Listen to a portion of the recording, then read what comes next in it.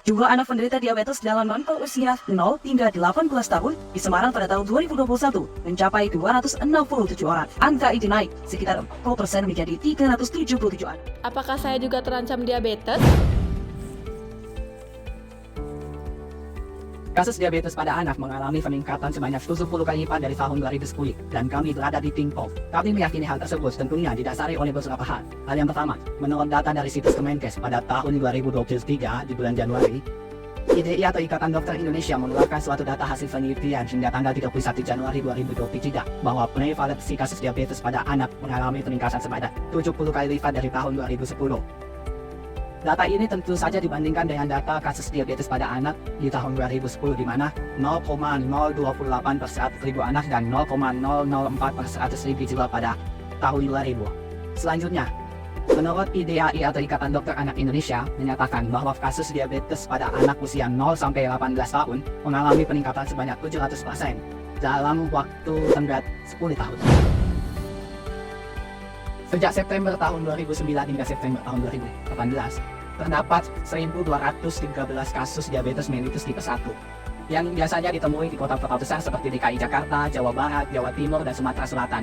Untuk kasus diabetes mellitus tipe 2 masih belum dilakukan pendataan secara menyeluruh. Kasus diabetes mellitus tipe 2 tercatat di Rumah Sakit Cipto Mangkukusumo sudah ada 5 pasien sejak tahun 2014 hingga tahun 2018. Isu mengenai kasus diabetes pada anak tentu saja bukanlah sebuah isu belaka. Menurut jurnal yang dibuat oleh Dita Sukmaya Parawitasan dari Fakultas Kedokteran Universitas Surabaya mengatakan, tipe yang paling umum ditemui masyarakat yaitu sekitar 80% dan 90%. Semua kasus diabetes mellitus merupakan DM tipe 2 yang besar ditandai dengan adanya kondisi hiperglikemia, resistensi insulin, dan defisiensi relatif insulin.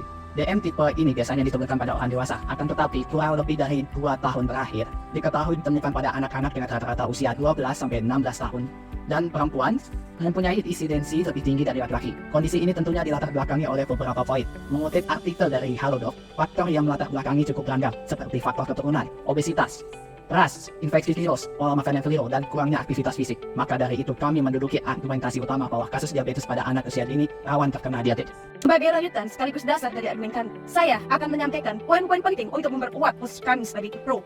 Yang pertama, banyaknya masyarakat yang menikah muda dan sedang memiliki anak kebanyakan masih minim pengetahuan, sehingga menjadikan masyarakat yang lalai dalam memperhatikan pola makan anak mereka sendiri. Menurut seorang konten kreator berbeda pada sebuah kontennya, menyatakan banyak produk khusus bayi dan anak-anak yang sering dianggap sehat oleh masyarakat awam justru mengandung kadar gula yang tinggi.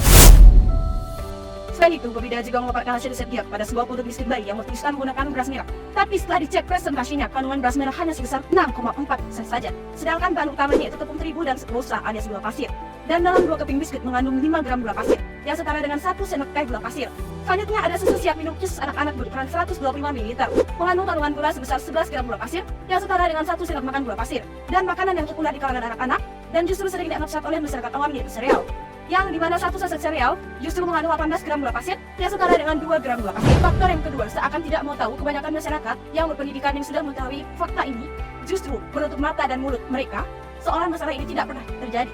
Kebanyakan dari mereka menganggap enteng masalah ini dan sebagian masih terlalu sibuk melihat sebuah data, fakta, dan pendapat ahli terkemuka, mempertegas kembali posisi kami sebagai tim pro. Lalu, bagaimana resolusi dari permasalahan ini? Dilihat dari narasinya bangsa anak di bawah umur yang terkena diabetes, kita sebagai bagian dari masyarakat sudah sepatutnya untuk ikut mengambil langkah pencegahan. Dan dengan solusi ini kami harap masyarakat bisa lebih mengetahui tentang cara pencegahan untuk penyakit ini.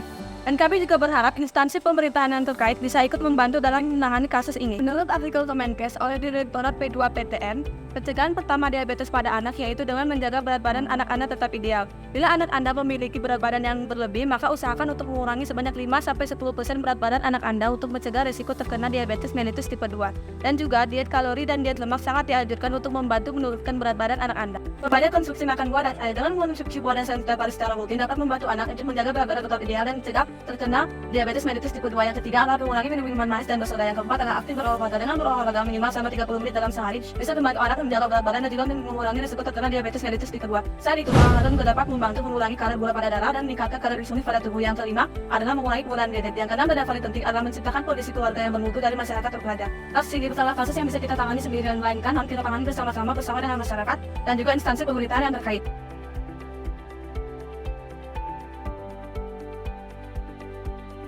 Mari kita lakukan tindakan pencegahan ini bersama-sama dan langkah kecil terlebih dahulu. Demokrasi bisa